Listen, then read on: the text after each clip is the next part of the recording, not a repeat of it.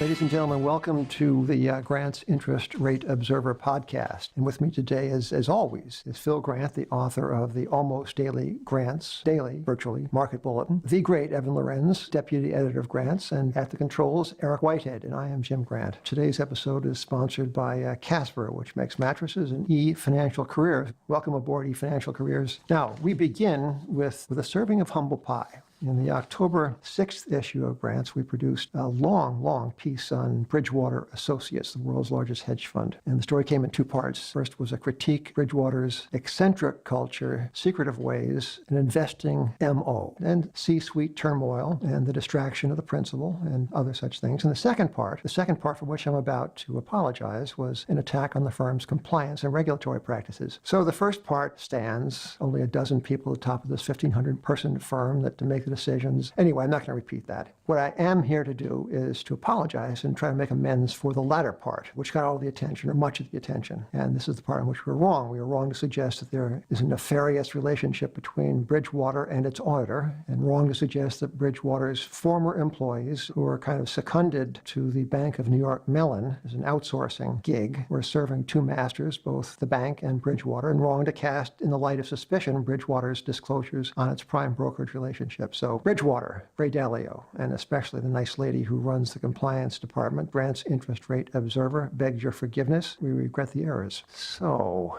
Evan, what has the day brought by way of revelation into this financial age of ours? Well, in fact, we have the two of us. In fact, the three of us are equipped with a list of headlines, and we can read some of them antiphonally, as we do in church. You go ahead. You start a couple. Yeah, my favorite. Psalms. My favorite is E-Trade does this quarterly survey where they ask retail investors, what do you expect the market to do this quarter? And 24% of those retail investors expect the market to rise 10% or more in the fourth quarter. Not the full year, but just in the 3 months that end December 31st. Okay, you know why they're rookies? Because they got an opinion. Yeah. 10% is really not that much if you think about it. No. After tax. Bitcoin does that like every 5 minutes. Yeah, okay. So what's the next one? What you got? You got nothing. The first one is very unimpressive, Evan. What you got for the second one? Well, as the market makes new highs almost every day, apparently buy the dip appearing in mainstream news stories and press releases are at their highest level since 2002, a time when there actually were dips to buy. That comes through a Bloomberg report. Actually, that is pretty impressive. Is there a third? Sure. I think this is pretty amazing. So BlackRock and Vanguard together, if you just sum up the assets that they manage at the end of the third quarter, it's $10.7 trillion. And just to put that in perspective, 10.7 trillion. 10.7 billion is a lot of money. Well, not billion, trillion. Oh.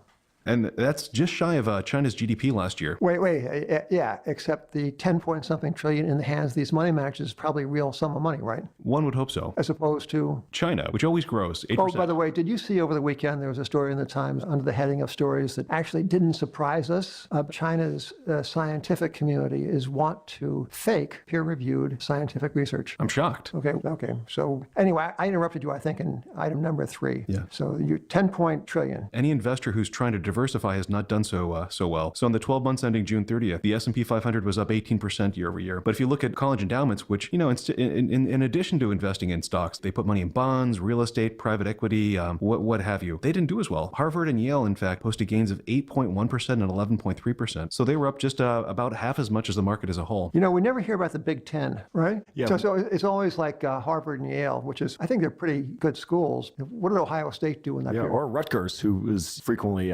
the sort of bring up the rear in football, but perhaps in their endowment might be a different story. It might just be. I think we need to get to the bottom of this one, Evan. Okay, proceed. And going back to BlackRock and Vanguard, the two managers together took in an average of $3 billion a day every day the market was open in the first 9 months of the year. Oh yeah, well this is Jack Bogle, the progenitor of indexation, one of the greats of the investment business. Jack was at our conference, I don't know, not so long ago, and what he said was, in the day, Vanguard would take in a million or two or three or even $8 or $9 million in a given day, and that would be very impressive. And when it took in a lot more than that, he would draw the troops together. He calls them the crew of Vanguard, and he would give them a lecture about hubris and about getting, as he puts it, too big for your britches. And then he says to the Grant's crowd, I think this was this spring, recently this spring, he says, and now we take in $1 billion a day. And it sounded as if it freaked even Jack Bogle out, this sum of money. So, Evan, Evan, so the fiduciary rule, well, this is a good one. Yeah, so it went in part live on June 30th. There's still parts of it that have yet to be implemented, but it's one of those things that's pushing more and more investors into ETFs and passive products. It's not that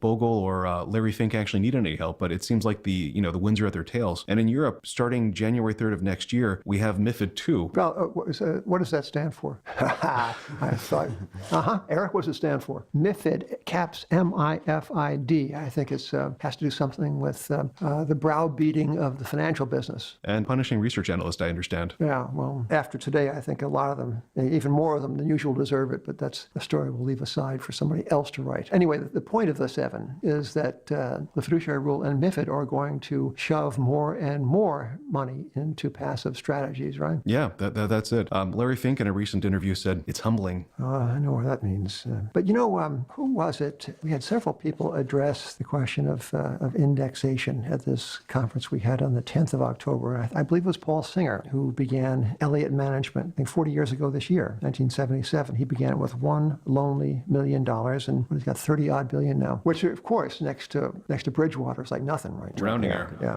But Paul Singer said that he is no longer going to refer to index management. He's going to call this unmanaged money. Walter Bagehot, my current biographical subject, the second or third, really, effectively the third editor of The Economist, who wrote this book called Lombard Street, which is kind of the basis for much of the interventionist policies of contemporary central banks. Anyway, Walter Bagehot said famously in his book Lombard Street, quote, "Money won't manage itself." Oh, yes, it will.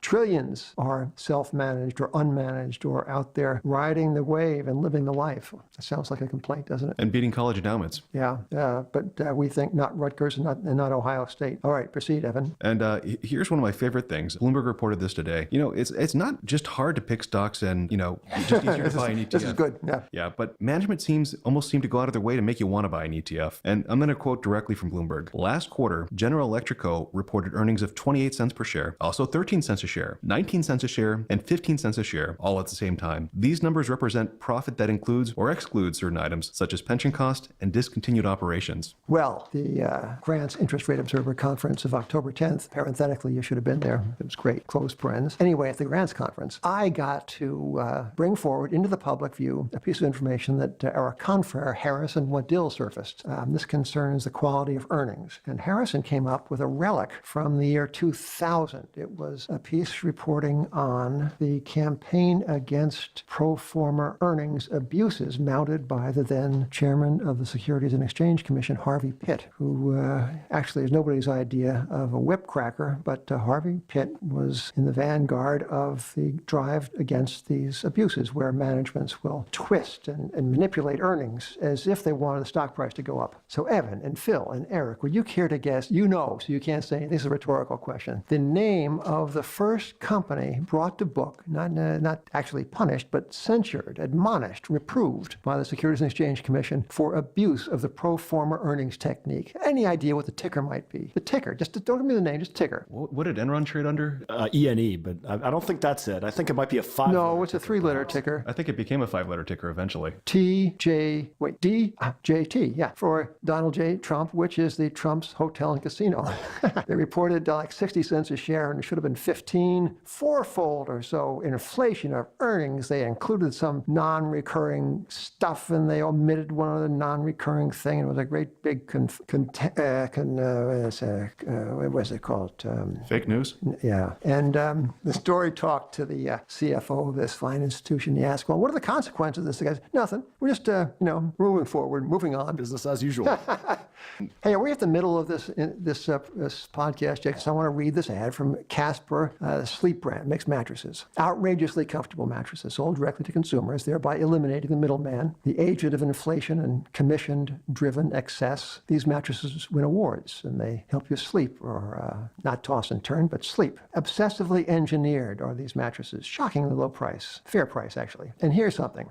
The product design features a marriage between the foam layers for ideal firmness, which I think is an improvement in the morality of mattress making. There's a lot of shacking up in mattress making. This is a marriage. Let's make it official. Affordable price, free shipping and returns to the U.S. and Canada, 100-night trial with free _ no hassle returns if you're not happy. And with over 20,000 reviews, average of 4.8 stars, average of 4.8 stars is only out of like 4 stars? Oh, I think that's out of 5, I think. Or 12 or something. Anyway, a lot of stars. It's becoming the internet's favorite mattress, and some people like it too. So get $50 towards any mattress purchase by visiting Casper.com/GrantPub. Casper.com/GrantPub. And using promo code GrantPub at checkout. Terms and conditions apply. Note they always. All right. Thank you, Casper. Yeah, this is a story you found this morning, and it's probably the thing that disturbed me the most. Wait.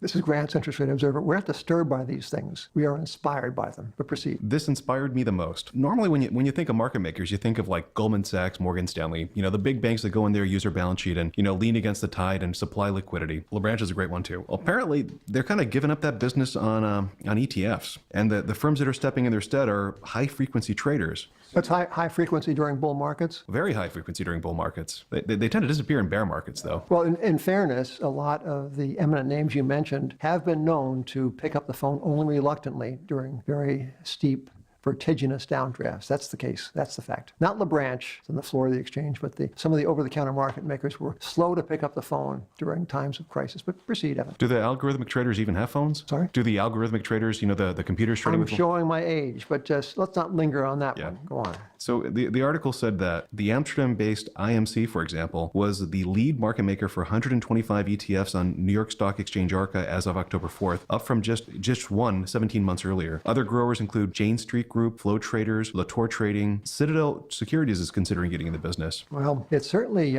Frank Rosen, again at our conference, gave one fabulous talk on the contemporary version of portfolio insurance. We've written about this in Grants, like the May 5th issue, maybe we did. But so Frank has been thinking about the structure of the market and all of the money that's invested without regard to valuation of any kind. I think you counted like 21 trillion invested without regard to valuation. So this story doesn't exactly speak to Frank's thesis, but what it does do, as Frank mentioned to me, is to raise the question of how much of the stock market is, as it were, rented only during the course of the upswing. Like, the people who own these ETFs are not wedded to the names. They don't really thought much about IBM. If IBM is in the ETF, they know the ticker, right? And the ticker goes up. That's what these things do. But come the change in direction, how quickly will the momentum-minded people change their minds? And when they do, how responsive will these, for the time being, high-frequency traders be to orderly markets on the downside? Anyway, it does get the imagination turning. Especially on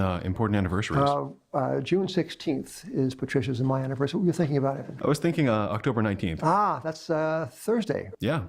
30 years ago, the market had a little hiccup then. Yes. Well, in the issue of Grants dated May 5th, 2017, that's the one with the long interview with Frank Rosen, who actually was a partner of Goldman Sachs in a most productive one. He, I think, originated the Japanese stock market options business at a nice moment, not so far in advance of the 1989, last day of 1989 high in the Nikkei. But Frank was on the risk arbitrage desk of Goldman Sachs, worked with Bob Rubin, and he tells the story of how they came to see portfolio insurance as a clear and present danger, as a source of the internal market, not just weakness, but a possible catalyzing event for some sudden downdraft, which indeed it proved to be, and how they went into the market. They were long only 30% of their normal equity exposure. They had 70% in cash, and they had hedged, a half of or a quarter maybe of the remainder of their equity exposure with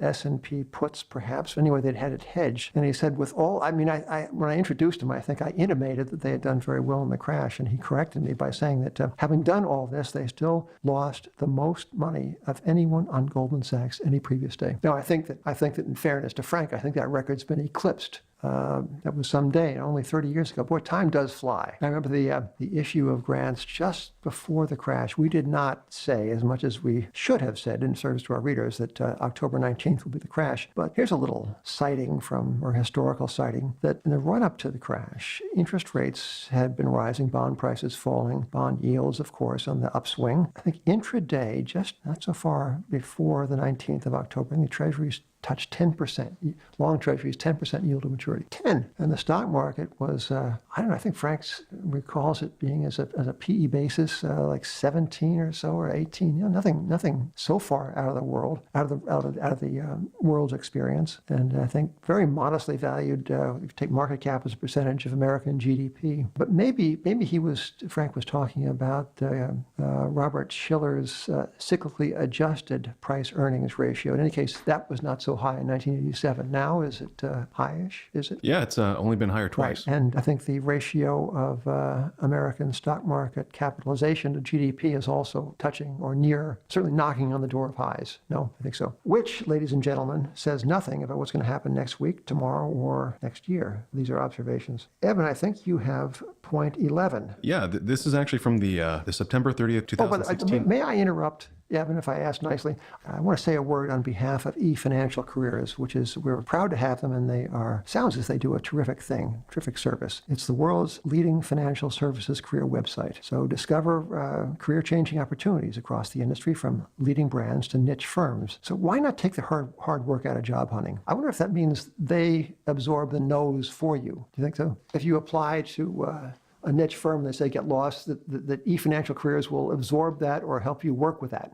It sounds from their ad copy as if they were sympathetic people. So why not take the hard work out of job hunting? Register today to let recruiters find you. You can create a profile, let recruiters easily match you to their open roles, save jobs, and create alerts to stay informed of the latest opportunities. Upload your resume and cover letter to quickly apply to jobs. So check out the site at efinancialcareers.com. That's lowercase e, capital F, financialcareers.com. Yeah, all right. So Evan, what does point 11 say? Yeah, so this is from our backlog, the September 30th, 2016 issue of Grants. On August 24th, 2015, trading halts in 8 S&P stocks, quote, cascaded into stoppages of 42% of all U.S. equity ETFs. The quoted words belong to Bob Rice, New York-based Tangent Capital Managing Director and author of an article in the June 15th edition of Investment News. On the same day, fully 1/5 of all equity ETFs experienced price movements of 20% or more, even though just 4% of individual stocks did, Rice continued. Case in point, the very popular iShares Select Dividend ETF experienced losses at much greater percentage price swings than any of the individual stocks it held. And those are the sedate stocks, right? The dividend payers? Yeah, the safe ones. Well, and this was August 24th, 2015. Yeah. And I guess this was when some of the bulge bracket names were still making markets. A few more of them than they do now. But that followed just like a 3 or 4% depreciation of the renminbi that nobody expected. And all of a sudden, volatility picked up and the world looked a little more dangerous. Yeah. Well, volatility is one sleepy puppy these days. Anyway, Evan, we've run out of enumerated items, but is there anything else you can give us by way of wisdom, observation, or I've got one little tidbit. Yes, Phil Grant, please. I've got a list of one, which is the spread between the 5 and 30-year Treasury bonds has narrowed today by 2.5 basis points to under 88 basis points, which is its flattest since the financial crisis. Let's see, it compares to about 140 basis point difference between the 5 and 30-year Treasury bonds following the presidential election last November, and above 240 basis points at the end of 2013, which I believe was when the Fed was withdrawing from their QE3 program, and the so-called taper tantrum. Again, going off recollection, I think market participants thought that the end of QE3 was going to lead to an upsurge in bond yields. And, well, this is where Van Hoisington and Lacey Hunt have been so right for so long. They keep on saying, let the Fed tighten. They as bond bulls, as you know, ladies and gentlemen, they have owned the long bond for about 200 years or so. Yeah, they've owned it for a long time, haven't sold it. And Van says, and Lacey agrees, of course, that it's bullish for them. That is to say, bullish for bond prices if the Fed follows through and raises its little tiny funds rate again, and or begins to reduce the size of its balance sheet. Their contention is that the world is so encumbered, our particular corner of the world is so encumbered, the Fed has lost control of the inflation spigot, and try as it might, it's going to be unsuccessful in raising long-dated bond yields. And Phil, that citing on the flattening of the curve would certainly seem at least not to invalidate the Hoisington-Hunt hypothesis. They have been on about a 25-year roll. Yeah, almost as long as the Black Monday. Evan, I thank you. Phil, thank you. Eric, nice going with those dials. Ladies and gentlemen, I thank you for listening to us. And this is Jim Grant on behalf of Grant's Interest Rate Observer, and we will talk to you next week.